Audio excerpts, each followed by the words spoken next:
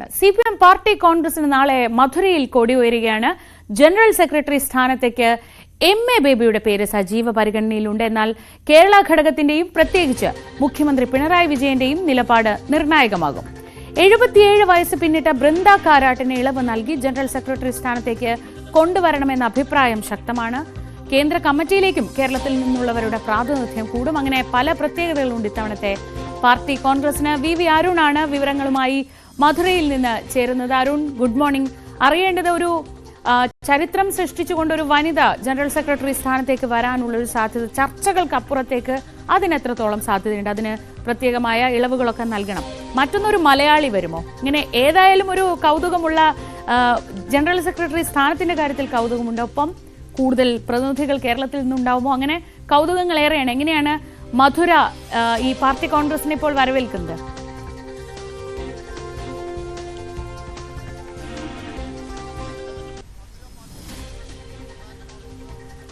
അരുൺ, ഞാൻ മടങ്ങിയെത്താം.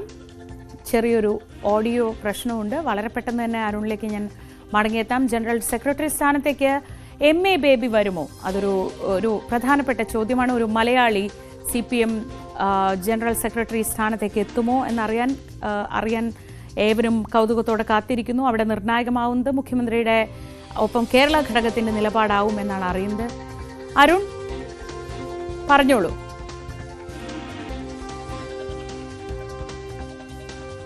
പ്രധാനം ഈ മധുര പാർട്ടി കോൺഗ്രസ് CPM ഏറ്റവും പ്രധാനമാകുന്നത് അവരുടെ പുതിയ ജനറൽ സെക്രട്ടറി ഈ പാർട്ടി കോൺഗ്രസ് മധുരയിൽ നടക്കുന്ന പാർട്ടി കോൺഗ്രസ് തിരഞ്ഞെടുക്കുമെന്നുള്ളതാണ്. ഒരുപക്ഷെ സമീപകാല ചരിത്രത്തിൽ CPM ഏറ്റവും ജനകീയനായ ഒരു ജനറൽ സെക്രട്ടറി ആയിരുന്നു സീതാറാം യെച്ചൂരി. അദ്ദേഹത്തിന്റെ അകാല വിയോഗമാണ് CPM പുതിയൊരു ജനറൽ സെക്രട്ടറിയെ തിരഞ്ഞെടുക്കേണ്ട സാഹചര്യം ഉണ്ടാക്കിയിട്ടുള്ളത്. ഏതായാലും സീതാറാം യെച്ചൂരിയോളം ജനപ്രിയനായ ഒരു നേതാവിനെ കണ്ടെത്തുക അത്ര എളുപ്പമല്ല. CPM ജനപ്രിയതയ്ക്ക് അപ്പുറത്തേക്ക് എല്ലാ രാഷ്ട്രീയ പാർട്ടി നേതൃത്വങ്ങളുമായും അടുത്ത ബന്ധമുള്ള ഡൽഹിയിൽ നിറഞ്ഞു നിന്ന് പ്രവർത്തിച്ച നേതാവായിരുന്നു സീതാറാം യെച്ചൂരി. ആ യെച്ചൂരിക്കാണ് ഒരു പകരക്കാരനെ CPM കണ്ടെത്തേണ്ടത്. അവിടെ പരിഗണിക്കപ്പെടുന്ന പ്രധാന പേരുകൾ കേന്ദ്ര കമ്മിറ്റിയിലെ സീനിയോറിറ്റി അടക്കം പരിഗണിക്കുമ്പോൾ അതിൽ വരാൻ സാധ്യതയുള്ളയാൾ MA ബേബിയാണ്. MA baby polit bureau അംഗമാണ്. അദ്ദേഹം 2012 CPM പൊളിറ്റ് ബ്യൂറോയിലേക്ക് വന്ന നേതാവാണ്. കേരളത്തിൽ മന്ത്രിയായിരുന്നു. വളരെ പ്രധാനപ്പെട്ട നേതാവ്. EMSന് ശേഷം ഒരു മലയാളി ജനറൽ സെക്രട്ടറി സ്ഥാനത്തേക്ക് വരുമോ എന്നതാണ് ഏറ്റവും ആകാംക്ഷ ഉണർത്തുന്ന ചർച്ച. മറ്റൊന്ന്, യെച്ചൂരി കൂടി മാറുന്നതോടുകൂടി CPMന് ദേശീയതലത്തിൽ അത്ര പോപ്പുലറായ മുഖങ്ങളില്ല എന്നുള്ളതാണ്. പ്രകാശ് കാരാട്ട് പ്രായപരിധിയിൽ ഒഴിവാകും. മണിക് സർക്കാരിന് പ്രായം കടന്നിരിക്കുന്നു. അങ്ങനെ 8 നേതാക്കൾ, മുഖ്യമന്ത്രി പിണറായി വിജയൻ അടക്കം 8 പേർക്ക് ഇത്തവണ പൊളിറ്റ് ബ്യൂറോയിൽ തുടരാനുള്ള പ്രായപരിധി കഴിയും. മുഖ്യമന്ത്രി പിണറായിക്ക് കഴിഞ്ഞവണ തന്നെ കഴിയതും അദ്ദേഹത്തിന് പ്രത്യേക ഇളവ് നൽകിയതുമാണ്. അങ്ങനെ വരുമ്പോൾ കൂട്ടത്തോടെ നേതാക്കൾ പാർട്ടിയുടെ ഏറ്റവും ഉന്നത ഘടകത്തിൽ നിന്ന് ഒഴിഞ്ഞു പോകുന്നത് പാർട്ടിക്ക് ക്ഷീണമുണ്ടാക്കുമെന്ന് CPM തിരിച്ചറിയുന്നു. അതുകൊണ്ട് അങ്ങനെയെങ്കിൽ ആർക്കെങ്കിലുമൊക്കെ ഇളവ് നൽകണോ? പിണറായി വിജയന് സ്വാഭാവികമായും ഇളവ് നൽകേണ്ടി വരും. അദ്ദേഹം മുഖ്യമന്ത്രിയാണ്. അടുത്ത തവണയും മുഖ്യമന്ത്രി സ്ഥാനത്തേക്ക് CPM ഉയർത്തിക്കാട്ടുന്ന നേതാവുമാണ്. പിണറായിക്ക് ഒരു പക്ഷേ PBയിലെ പ്രത്യേക ക്ഷണിതാവ് നിലനിർത്തുകയോ അല്ലെങ്കിൽ PB തന്നെ നിലനിർത്തുകയോ ചെയ്യും പിണറായിയെ. ബൃന്ദ കാരാട്ടാണ് CPMന്റെ ഒരുപക്ഷെ യെച്ചൂരി കഴിഞ്ഞാൽ CPM ദേശീയതലത്തിൽ അങ്ങനെ ഏറ്റവും പോപ്പുലറായ മുഖങ്ങളിലൊന്നാണ് ബൃന്ദ കാരാട്ട്. ഏറ്റവും ജനകീയ മുഖങ്ങളിലൊന്നാണ് ബൃന്ദ കാരാട്ട്. മറ്റു രാഷ്ട്രീയ പാർട്ടികൾക്കിടയിലും ഒരു പരിധിവരെ സമ്മതിയുള്ള നേതാവാണ് ബൃന്ദ കാരാട്ട്. ബൃന്ദ കാരാട്ട് ജനറൽ സെക്രട്ടറി സ്ഥാനത്തേക്ക് വരുമോ എന്ന ചർച്ചകളും സജീവമാണ്. അങ്ങനെ വന്നാൽ അതൊരു പുതിയ ചരിത്രമാകും. ശ്രീജ ചോദിച്ചതുപോലെ വലിയൊരു ചരിത്രമായി മാറും. CPMനെ രാജ്യത്ത് നയിക്കാൻ ഒരു വനിത ജനറൽ സെക്രട്ടറി സ്ഥാനത്തേക്ക് വരുമോ എന്നത് വളരെ ആകാംക്ഷയോടുകൂടി ചർച്ച ചെയ്യപ്പെടുന്ന കാര്യം തന്നെയാണ്. പക്ഷേ ആര് ജനറൽ സെക്രട്ടറി ആകണമെങ്കിലും തീരുമാനിക്കേണ്ടത് CPMന്റെ ഏറ്റവും ശക്തമായ, രാജ്യത്തെ ഏറ്റവും ശക്തമായ ഘടകമായ കേരള ഘടകമാണ്. കേരളത്തിലുള്ള നേതാക്കളാണ്. അതിൽ ഏറ്റവും പ്രധാനി മുഖ്യമന്ത്രി പിണറായി വിജയൻ തന്നെയാണ്. മുഖ്യമന്ത്രിയുടെയും അതുപോലെ തന്നെ ഈ കേരളത്തിന്റെ ഘടകത്തിന് തീരുമാനമാകും ജനറൽ സെക്രട്ടറി സ്ഥാനത്തേക്ക് ആര് വരും എന്നതിൽ നിർണായകമാവുക. MA ബേബിയെ ജനറൽ സെക്രട്ടറിയാക്കാൻ കേരളത്തിലെ നേതാക്കൾക്ക് പിണറായി ഉൾപ്പെടെയുള്ളവർക്ക് താല്പര്യമുണ്ടെങ്കിൽ ബേബി തന്നെ ജനറൽ സെക്രട്ടറിയാകും. അല്ല, ബൃന്ദ, നമുക്കറിയാം VS പിണറായി വിഭാഗീയത കാലത്ത് VSനൊപ്പം ചേർന്നു പോകുന്ന നേതാവെന്നാണ് പൊതുവിൽ ബൃന്ദയെ വിലയിരുത്തിയിരുന്നത്. പക്ഷേ ഇപ്പോൾ പിണറായി വിജയനുമായും ഒക്കെ വലിയ അടുപ്പം പുറത്ത് നേതാവാണ് ബൃന്ദ. അങ്ങനെയെങ്കിൽ ബൃന്ദയ്ക്ക് ഒരു ഇളവ് നൽകുന്നത് 2 തരത്തിൽ ഗുണം ചെയ്യും. ഒന്ന്, പാർട്ടിയുടെ തലപ്പത്തേക്ക് ജനറൽ സെക്രട്ടറി സ്ഥാനത്തേക്ക് ഒരു വനിത വരുന്നു എന്ന വലിയൊരു വിപ്ലവകരമായ മാറ്റമുണ്ടാകും.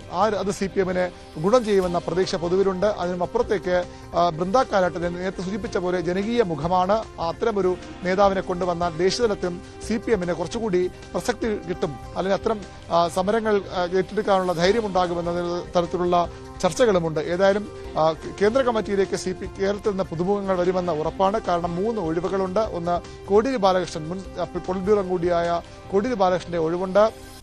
PK ശ്രീമതിയും AK ബാലനും 75 വയസ്സ് പിന്നിട്ടവരാണ്. രണ്ടുപേരും കേന്ദ്ര കമ്മിറ്റിയിൽ നിന്ന് ഒഴിവാകും. അങ്ങനെ 3 ഒഴിവ് കേന്ദ്ര കമ്മിറ്റിയിലേക്ക് വരും. പൊളിറ്റ് ബ്യൂറോയിലേക്ക് കേരളത്തിൽ ആരെങ്കിലും പരിഗണിക്കുമോ എന്ന കാര്യവും കണ്ടറിയേണ്ടതാണ്. EP ജയരാജനും അതുപോലെ തന്നെ തോമസ് ഐസക് തുടങ്ങിയ പേരുകളുമൊക്കെ ആ പൊളിറ്റ് ബ്യൂറോയിലേക്ക് പറഞ്ഞു കേൾക്കുന്നുണ്ട്. പക്ഷേ അതും കൃത്യമായി മുഖ്യമന്ത്രി നിലപാട് അവിടെയും നിർണായകമായി തീരുമെന്ന് ഉറപ്പാണ്. മറ്റൊന്ന്, കേന്ദ്ര കമ്മിറ്റിയിലേക്ക് വരാൻ സാധ്യതയുള്ള പുതുമുഖങ്ങൾ ആരാണ്? PK ശ്രീമതി ഒഴിയുമ്പോൾ സ്വാഭാവികമായി ഒരു വനിത വരേണ്ടതുണ്ട്.